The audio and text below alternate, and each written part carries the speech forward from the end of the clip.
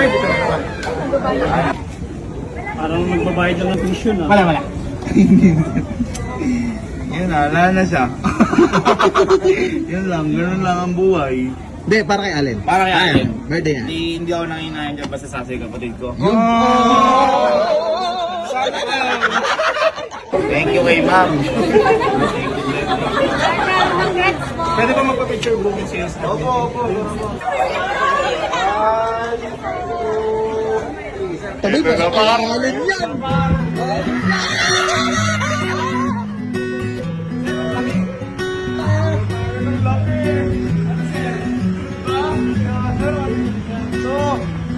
Boy, iyak kaya si Allen, iyak. Iyak. Umiyak ka, boy.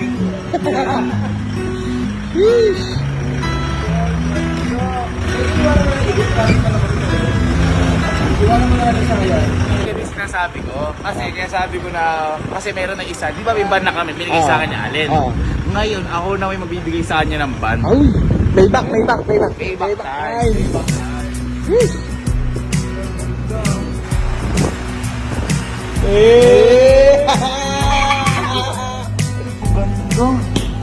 Ang solid na to, Gavin.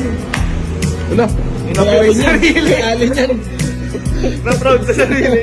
Hindi, sabi sa mileage. Brand new, 12 kilometer per liter. Hey! Sakyan mo!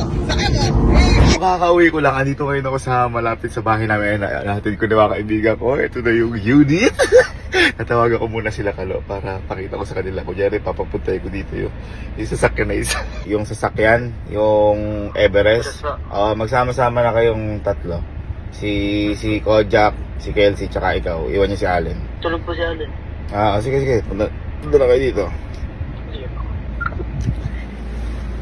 Bibigla to.